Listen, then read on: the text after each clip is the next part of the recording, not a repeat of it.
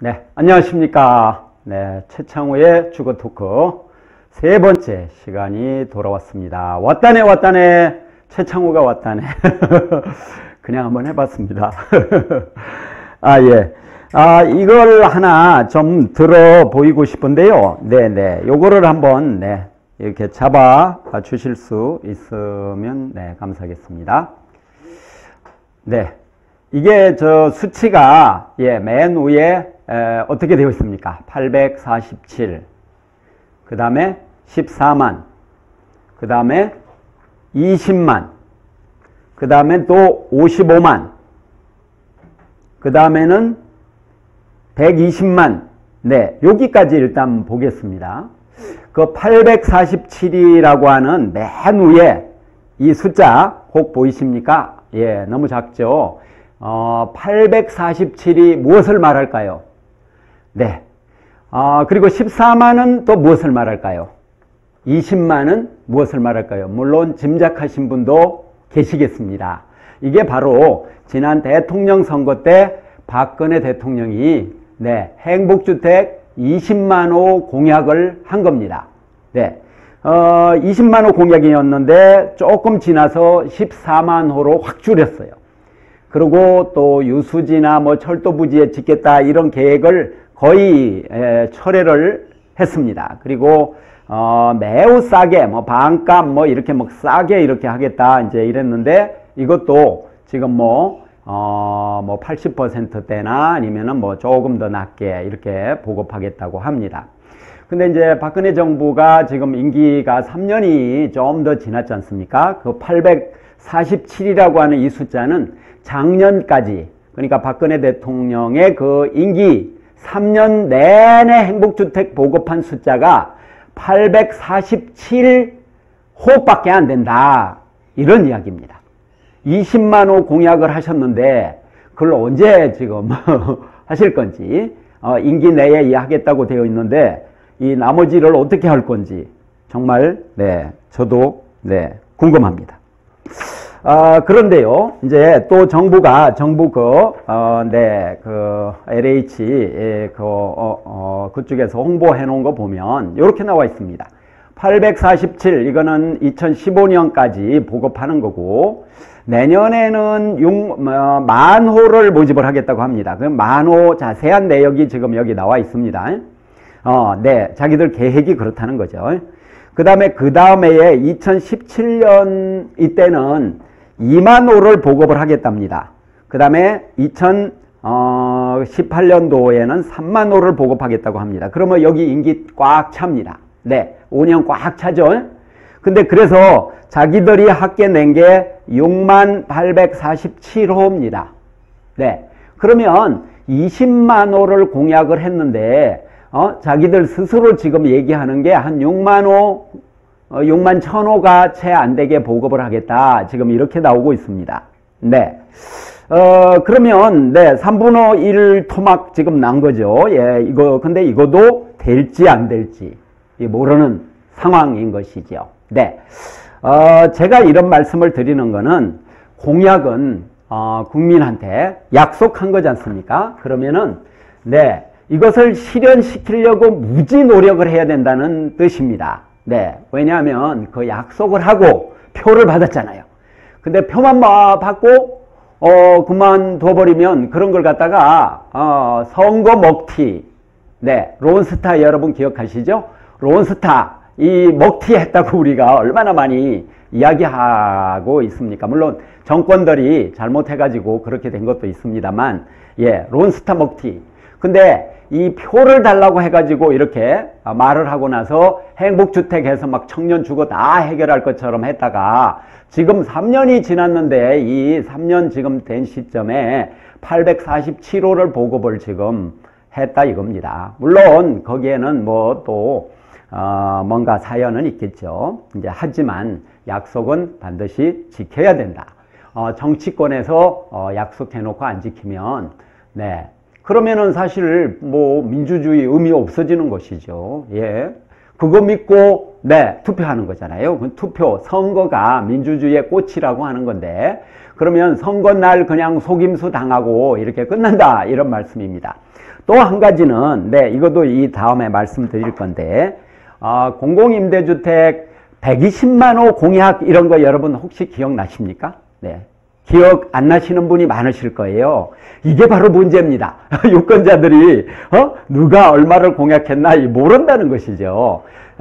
이제 지금 총선이 내일 모레 다가왔습니다. 얼마 남았습니까? 지금 4월 13일 날 하는 걸로 알고 있습니다. 그러면 지금 뭐 거의 얼마 남은 거죠? 선생님 한 달? 네, 한 30여일밖에 안 남았는데, 근데 이제 바로 딱 4년 전쯤에, 4년 전, 네, 그때 선거를 한 달도 안 남기고 새누리당이 공공임대주택 120만 호 공약을 했습니다. 와, 이 120만 호 공약, 한 해에 그러고 20만 호씩 차근차근 그 다음 해부터 보급하겠대요.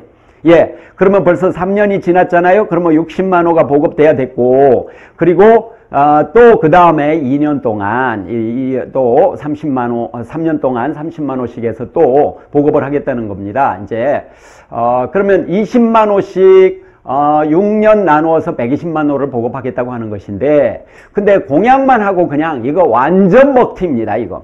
근데 이제 제가 여기서 말씀드리고 싶은 거는 박근혜 대통령이 그 당시에 비상대책위원장으로서 새누리당을 진두지휘했다 이겁니다. 이제 그러면 대통령도 여기에 대해서 그거 내가 공약한 거 맞다. 그런데 못 지켰는데 너무 죄송합니다. 참 이 다음에 표를 달라고 할 수 없겠네요. 진실한 사람 이런 얘기 도무지 할 수 없겠네요. 아이 그런 얘기 하려고 했는데 그만둘랍니다. 죄송합니다. 예, 그런데 올해부터는 해보겠습니다. 뭐 이렇게 얘기를 해서 120만 호고 공공임대주택 공약을 했으면 네, 그거를 제대로 좀 지켜야 되는 거 아니겠습니까? 네, 제가 이런 말씀을 드리는 거는 네, 전월세 동결하자 이 얘기하고 이게 이 관계가 있어서 말씀드리는 겁니다. 공공임대주택이 지금 우리나라는 100만 호 조금 넘습니다. 예, 100만 호 이런 통계도 있고 107만 호 이런 통계도 있는데요. 그 도찐 개찐이죠, 대개. 그러니까 이제 100만 호 플러스 몇만 호 이 정도 된다 이겁니다. 장기 공공임대주택을 말합니다. 대파는 거 이런 거 말고요. 예. 그런데 프랑스는 우리보다 인구 조금 더 많은데 거기는 이제 400만 호가 넘거든요. 네. 그러면 우리하고 이 삶의 질이 얼마나 차이가 난다. 이거를 지금 알 수 있는 것이죠. 그러면 이제 우리 같은 경우에는 지금 이 주택수가 2천만 채 가까이 됩니다. 정부 통계로 한 1,900만 호 정도 이 정도 되는데요.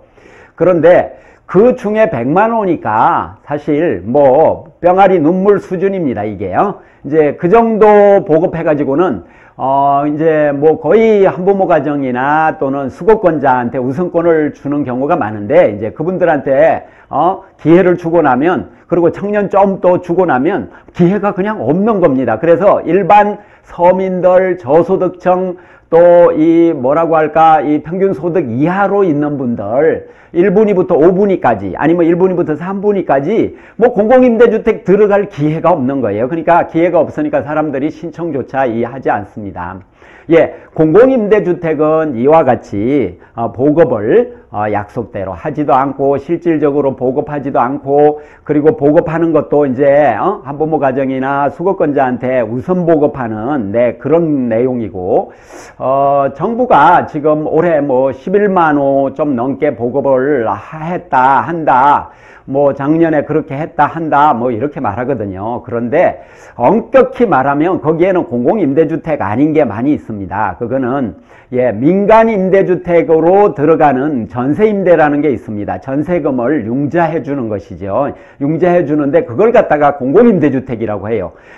전세임대 이렇게 해줘서 전세임대로 이제 들어갈 수 있는 그 자격이 한부모 가정 수급권자 이런 분들이거든요. 그러면은 다른 분들은 해당도 되지 않습니다. 이 청년들은 좀 약간 티오가 생겼어요. 청년까지 이렇게 이제 되고요. 그러고는 일반인들한테 기회가 가지도 않아요. 그런데 그거는 엄격히 말해서 이자를 받는 그걸 갖다가 월세 형태로 받죠. 이자를 2%로 이렇게 받으면서 그러면서 이제 자기들이 민간주택 이런 거 얻는 거 이런 거를 해라 뭐 이런 겁니다. 그러니까 엄밀히 말하면 이거는 뭐냐, 민간 임대주택이지 이것이 공공임대주택이 아닌데 거기다 분류를 해놓은 그 전세 임대가 그 중에 35,000채입니다.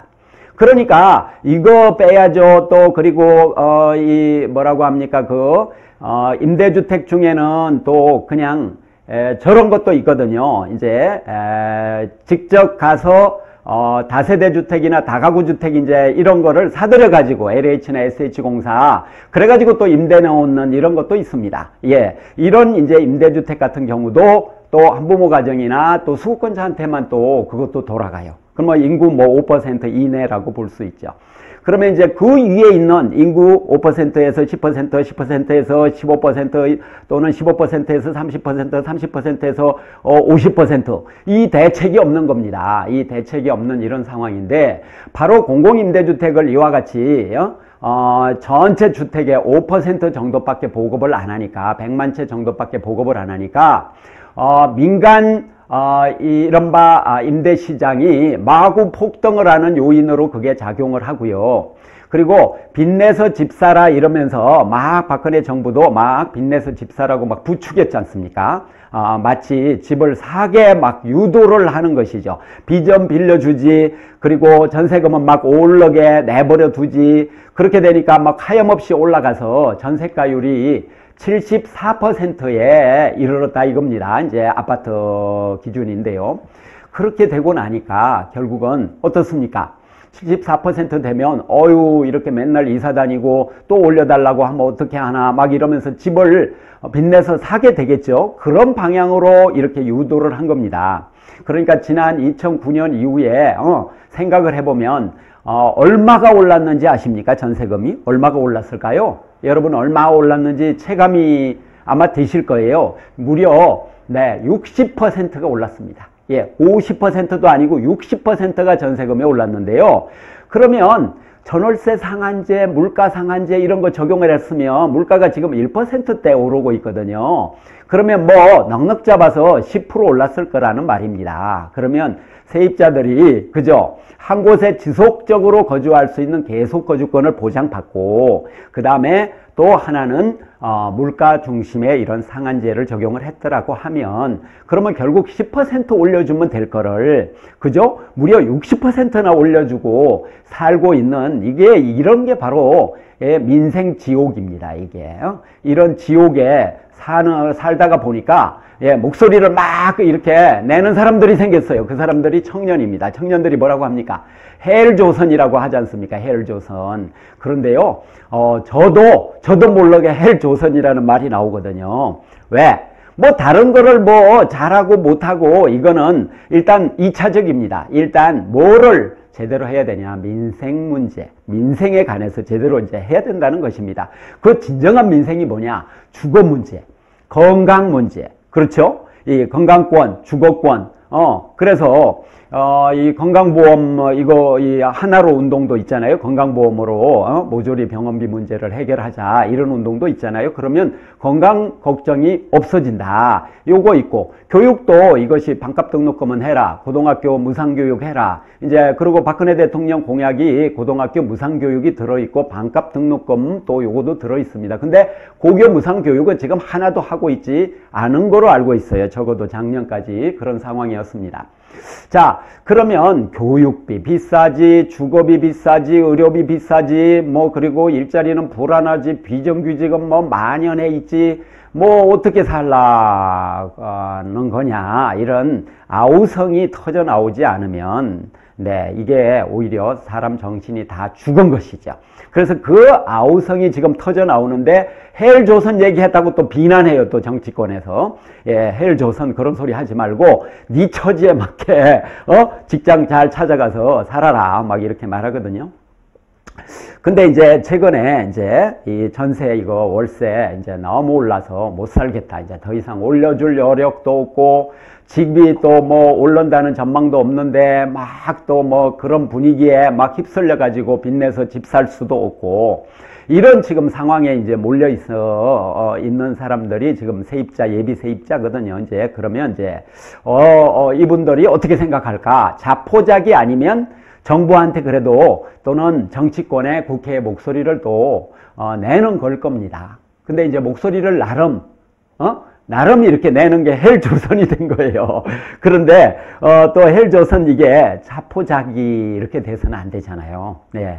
진정한 주권자가 헬조선 이렇게 얘기하는 걸 넘어서서 어떻게 해야 되겠어요? 나서야 된다. 그래서 어떤 분은 나섬이 연합을 만들자. 그래서 우리 나서서 동네별로 나섬이들의 모임을 만들자. 이렇게도 하고 있습니다. 그런데 이제 중요한 거는 이 주거 이 문제에 관해서는 동결은 적어도 해야 되겠다. 왜? 너무 올라서 못 살겠다 이겁니다. 사실은 뭐 우리가 흔히 말하는 조중동 막 하면 뭐 민생 별로 뭐 생각하지 않고 뭐 정치적으로 이념적으로 주로 막 이야기하면서 또 어떤 때는 또 양비론 이야기하고 어떤 때는 종북으로 몰아가고 막 다 마음에 안 들지요. 안 드는데요. 얼마 전에 중앙일보가 사설에서 이런 이야기를 했습니다. 지금 전월세 상한제를 주장하는 시민단체 얘기에 그런 거에 귀를 좀 기울여 봐라.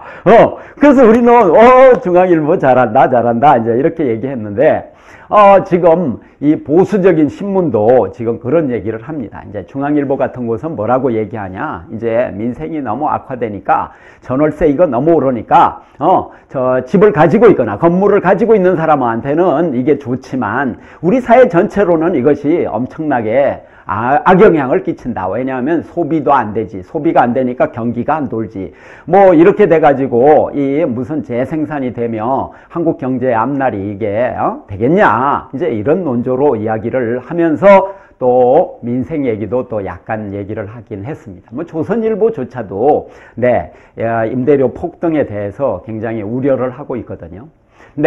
그리고 또 박근혜 대통령도 뭐 아무튼지 간에 대통령 선거 때 폭등한 지역에 한해서 그런 관리 제도를 도입할 수 있다. 그래서 언론에서 부분적 전월세 상한제를 공약했다. 이렇게 언론에서 썼습니다. 그런데 지금 60% 6년 동안에 올랐으면 이것이 폭등 아닌가요? 전 나라의 대도시권, 중소도시권이 전부 다 폭등을 해서 그 정도 폭등을 했으면 진적 상한제를 도입을 했어야 자기 그 공약을 실현하는 거라는 것입니다. 그런 거 안 하니까 이렇게 올라버렸어요. 상한제도 안 하지, 계속 거주권 이것도 안 하지. 그러니까 난민이 막 생겼는데 난민이 생겼다 하는 건 난리가 났다는 거잖아요. 주거난이 생겼다는 거지 않습니까? 그러면 주거난이 생겼으면 난리를 일으킨 사람들이 있는 거거든요. 주거난은 그냥 생기는 게 아닙니다. 전쟁이 났다 그러면 전쟁을 일으키는 그 원인이 되는 그런 세력이 있거나 그런 누군가가 책임이 있는 것이죠. 그런데 이 전월세 대란이 일어났는데 내가 책임자입니다. 죄송합니다. 이렇게 얘기하는 사람 아무도 없거든요. 책임을 지지 않습니다. 무한 책임이 대통령에게 있다 이런 말은 뭐 어떤 때는 뭐 의례적으로 뭐 하고 있긴 합니다만 그런데 그것도 이제 몰려가지고 뭐 세월호 참사 막 이런 문제가 생겼을 때 막 그런 어떻게 보면 하나만 한 얘기를 대통령께서 이제 하시고 그러는데 정말로 무한 책임을 느껴야 될 또 다른 분야는 이 바로 민생 분야입니다. 이 주거 대란이 지금 일어났어요. 그러면 대란을 일으킨 장본인이 누구냐? 그러면 아무도 책임이 없냐? 바로 정부가, 정치권이, 대통령이 그런 역할을 하라고 뽑혀 있는 존재 아닙니까? 그렇다면 지금이라도 세입자 이 많은 인구의 반에 이르고 예비 세입자까지 합치면 인구의 80%에 이르는 4천만 명에 이르는 이 사람들이 주거를 안전하고 또 안정되게 그 다음에 지속적으로 그리고 편안하게 살 수 있게 보장을 이제라도 하십시오. 네, 그러면 지난 잘못은 용서할 수도 있습니다. 세입자 대중들이 그거는 네, 지난 일인데 지금이라도 잘하니까 오히려 박수 칠 수 있습니다.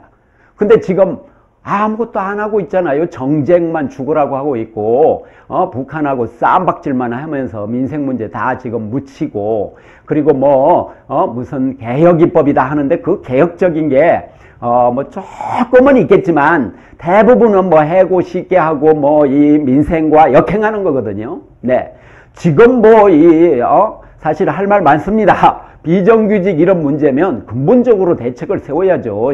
시간을 축소해서 하든지 뭔가 그런 근본적인 대책을 요구하는데 바로 주거 문제도 근본적인 대책이 필요한데 이게 근본적이라는 것보다도 일종의 어떻습니까?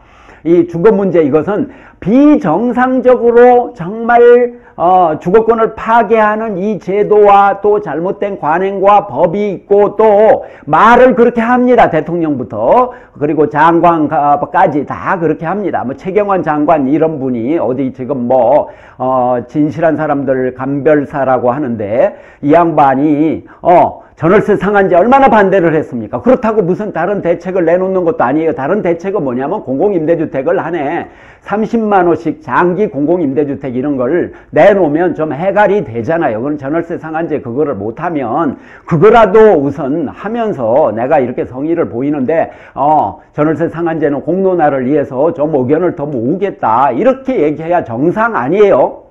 비정상이 지금 계속 오랫동안 되다가 보니까 이 비정상이 정상처럼 비치고 이 비정상을 계속하는 게 정상인 것처럼 느껴지고 비정상을 더 비정상으로 만드는 게 진짜 정상인 것처럼 이렇게 되어버렸다는 것입니다.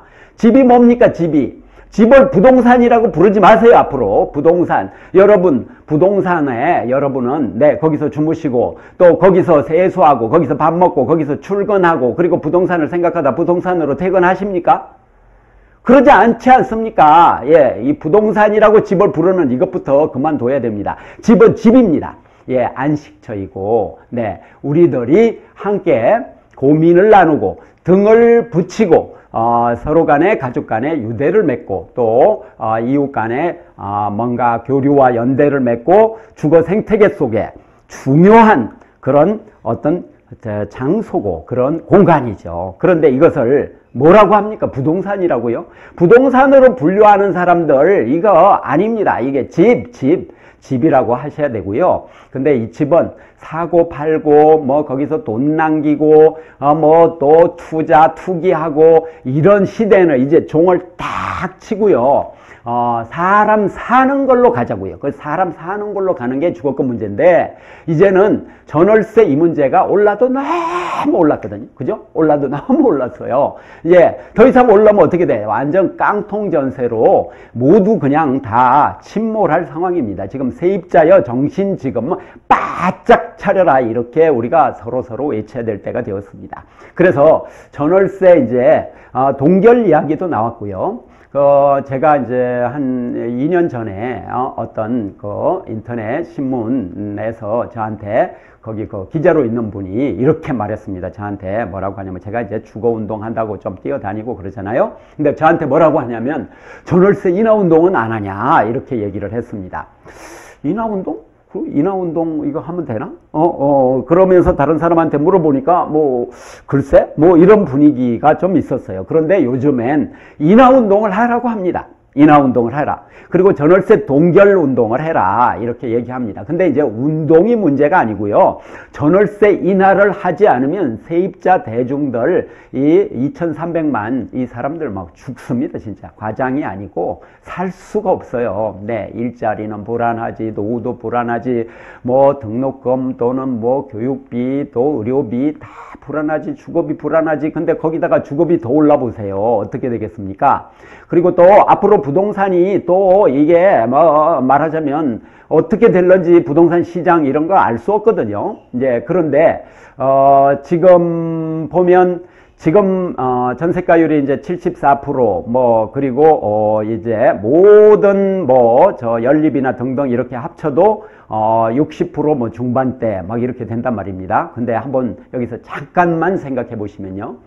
그 단독주택이나 또는 그 연립주택 또는 이 다가구 주택 다세대 주택 이런 게요. 이런 게 경매 이렇게 들어가면요. 입지가 안 좋고 하는 데는 55%까지 낙찰가가 내려가거든요.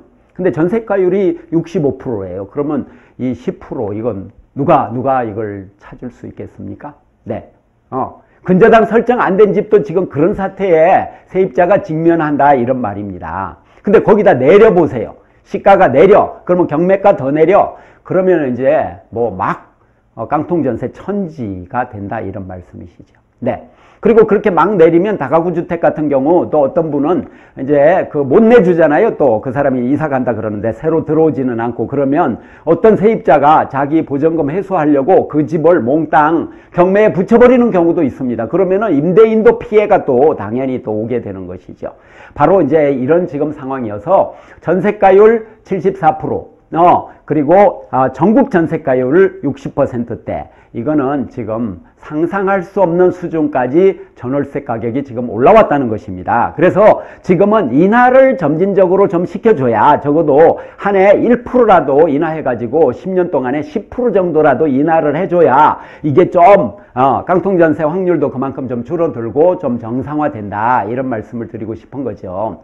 근데 이제 인하운동 이런 얘기로 저 대화를 좀 나눠봤습니다. 어느 신문사에 있는 분한테 이런 얘기 했더니 기자들이 그분 하는 말씀이 이렇게 말을 했어요. 기자들이 중산층인 경우가 많다. 그런데 너무 좀 급진적인 것처럼 보이거나 현 제도에서 반영이 안 될 것 같으면 기사를 아예 안 써버린다. 이런 얘기를 하더라고요. 그래서 그러면서 그분이 뭐라 그러냐면 일단 동결운동을 하고 동결운동이라기보다는 동결제도를 도입해라. 이 정치권 국회에다가 요구하는 것이죠. 그걸 하고 그리고 그것도 안 되고 또 사회적 공감대는 또 많이 이루어지고 그러면 그때 인하운동 해도 늦지 않다. 이렇게 얘기를 했습니다. 이제 우리 역사에서 보면요. 20년대 말에 1929년에 경성 차가인 동맹 원산 차가인 동맹, 그러니까 요새로 말하면 원산 세입자 협회, 그 다음에 서울 세입자 협회 이런 데가 생겨가지고요. 막 인하운동을 막 활발히 이렇게 했습니다. 네. 원산 같은 경우 막 인하운동을 해가지고 4, 5화를 내려준 집도 있었대요. 근데 그때 보니까 원산 요새 말로 세입자협회 차가인 동맹에서는 막 집집마다 막 돌아다니면서요. 막 호별 방문해갖고 인하를 막 이렇게 부탁하고 다녀요. 그래가지고 동의한 이 임대인이 꽤 많았다는 겁니다. 그래가지고 그걸로 막 축하야도 하고 이제 이런 기사도 있습니다. 네. 그리고 경성 차가인 동맹 여기서는요. 삐라를 만들어가지고 비행기로 삐라를 이렇게 뿌리는 계획을 추진하다가 이 경찰한테 잡혔다는 겁니다. 예, 우리 조상들은 그렇게 단결을 해가지고 그 다음에 뭐를 했습니까? 인하운동을 해서 인하를 또 반영을 상당히 했다는 것이죠. 서울 같은 경우는 그 당시에 인구가 30만이었다고 합니다. 30만이었다고 하는데 이제 거기에 세입자가 반 좀 이렇게 안 되는 그런 상황인데 그렇게 또 노력을 하는 이런 조상들의 오를 이어받아 우리도 지금 뭉치고 단결하고 해가지고 이 전월세 동결 이것을 좀 관철해야 되지 않느냐 하는 겁니다. 일단은 민간 임대인 저는 집주인이라는 말을 쓰기 싫어합니다. 예, 왜 싫어하냐? 요 얘기 간단하게 말씀드리겠습니다. 집주인이라고 하는 거는 세입자도 집주인이라는 거예요. 그 집에 일단 들어가면 그죠? 이 내 집이라고도 말하잖아요. 내가 임대를 한 그 기간 동안 이것도 제가 기간이라고 말하는 이것도 사실은 계속 거주권 관점에서 말하지 못하는 건데요. 어쨌거나 현행법으로 말하면 그 계약 기간 동안에는 임대인이 그 문 따고 자기 열쇠 있다고 들어오면 그게 엄연한 뭡니까? 그게 가택 침입죄로 형사 처벌됩니다. 네. 어떤 데 막 여자 혼자 살고 있는데 개념 없이 따고 들어오는 임대인들도 있다는 그런 하소연이 있었습니다. 그러면 안 됩니다. 임대인 여러분. 왜 임대인이 그런 생각을 하게 되냐면 이건 내 집이다 하는 이런 생각이기 때문에 그렇습니다. 그런데 일단은 그 집을 임차 차가로 세입자한테 내준 후에는 그 집은 그 세입자 집인 것입니다. 그래서 우리는 집주인이라고 말하지 말고, 왜냐하면 세입자도 집주인이기 때문에, 그래서 전 임대인이라고 쓰고 그냥 세입자는 세입자라고 씁니다. 예, 임차인이라고 하는 말이 어려워서요. 그런데 어쨌거나 지금 너무나 그렇게 올랐는데, 어떻게 보면 세입자들은 말씀이죠. 주택, 그 민간 임대주택의 소비자예요. 소비자인데 이 소비자들의 권리가 전혀 보장 못 받는 이런 상황이죠. 왜 못 받을까요? 정치인, 국회, 또는 누구, 이런 사람들이 세입자로 안 살아봐서 그렇다, 이런 말도 많이 있죠. 근데 안 살아본 걸 어떻게 가서 살아보라고 하기는 힘들잖아요. 이제 전 사실은 고시원에 대통령이 한 일주일 가서 좀 살아보시면 좋겠지만, 국회의장도 또 일주일 가서 좀 살아보시고, 그죠?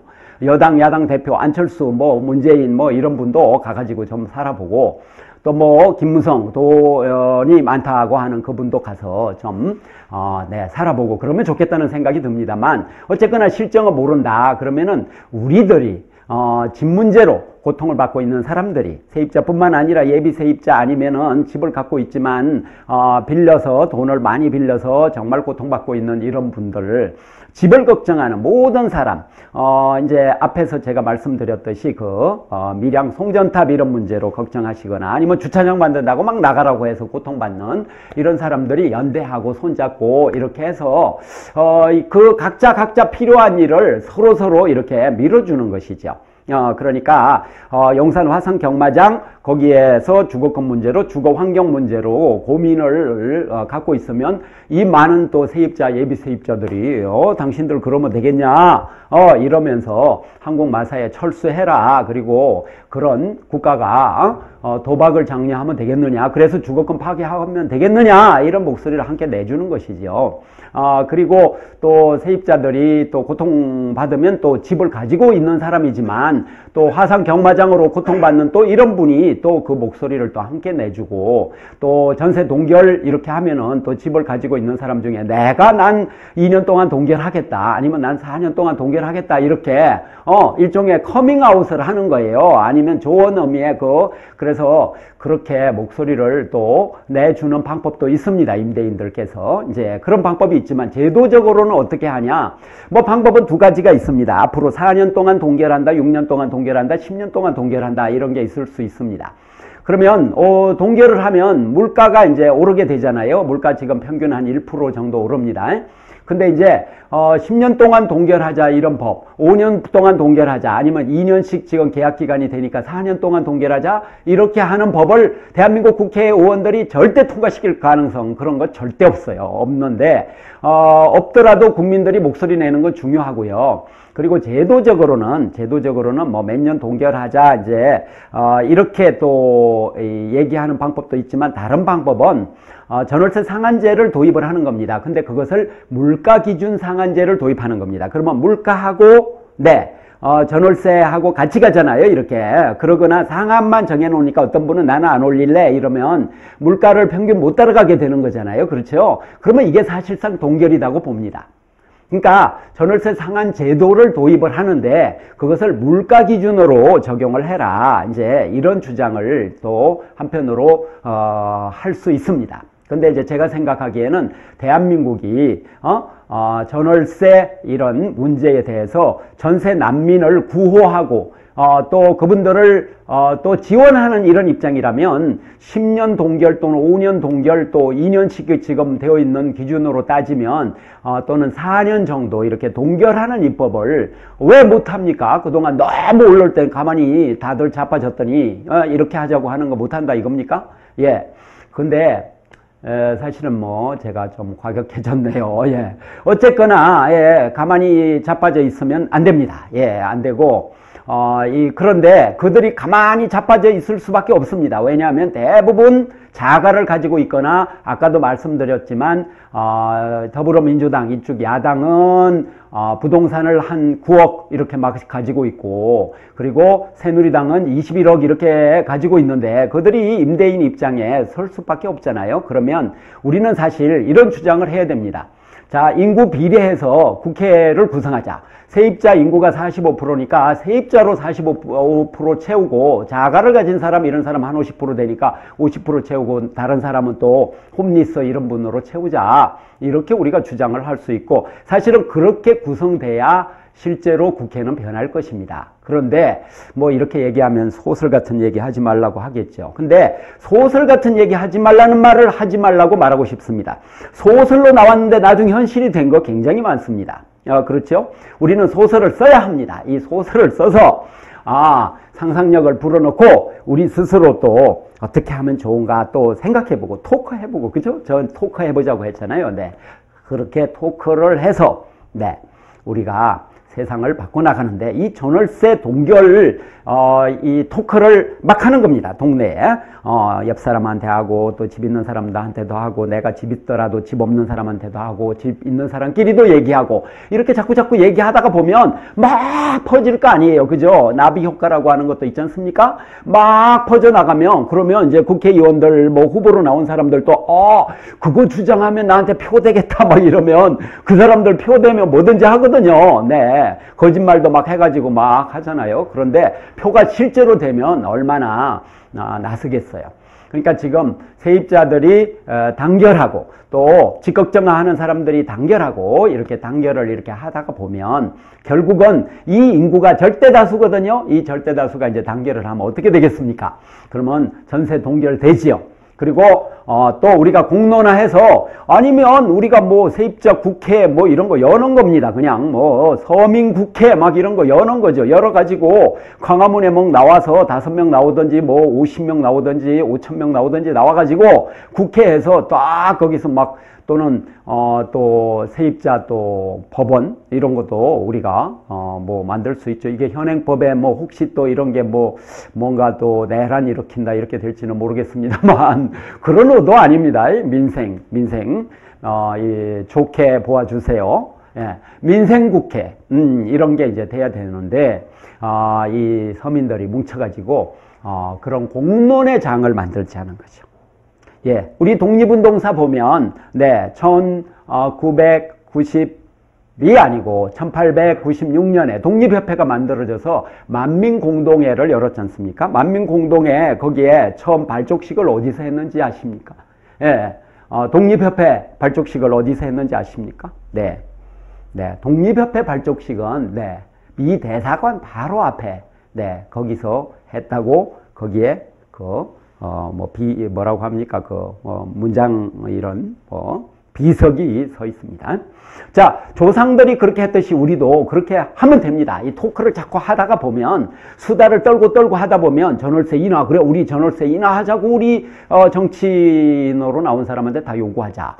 전월세 동결 막 얘기하자. 왜냐하면 집은 이미 있는 상태예요. 근데 이게 잘못 배분돼가지고 임대인한테 그 돈이 막 이렇게 들어가는데, 사실은 전월세 상한제, 물가 상한제 이런 걸 도입을 하면 그 탐욕을 이제 제어를 드디어 하게 되는 거고, 폭등 방지법이 되는 것이고, 그래서 이런 거 있지 않습니까? 매점 매석이라고 들어보셨잖아요. 예. 정부가 설 때나 명절 때 이거 매점 매석하는 거, 이런 거 금지시킵니다. 그렇죠? 그 매점 매석하는 사람 잡으러 다녀요. 근데 집을 매점 매석해가지고, 폭리를 취하고 하는 이것을 막아야 되는 것이죠. 이것을 안 막는 게 민생입니까? 이것을 막는 것이 진짜 민생이고, 예.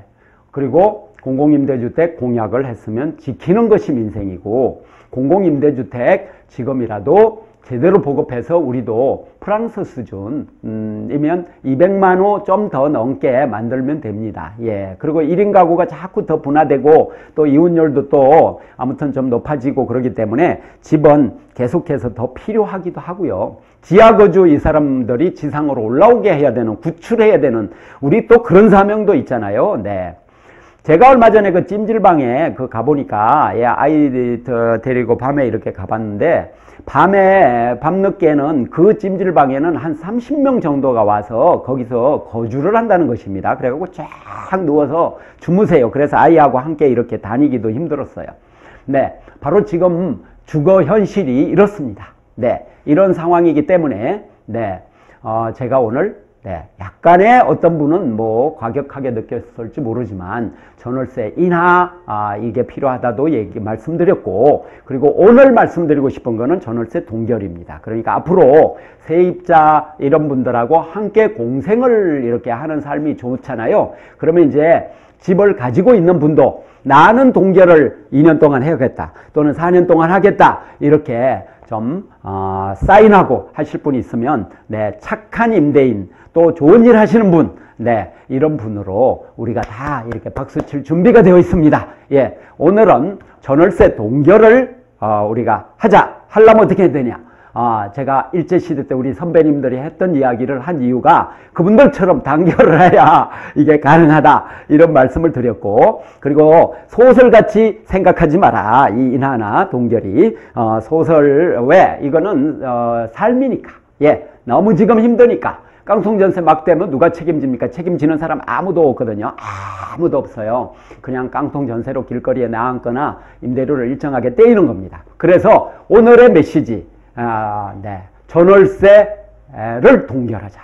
국회의원 후보 나온 여러분, 전월세 동결 운동에 참여하시고 그걸 입법 제도화하겠다고 공약하십시오. 그런 분 있으면 박수치고 인터넷에다가 마구 퍼다가 나르겠습니다. 네, 감사합니다.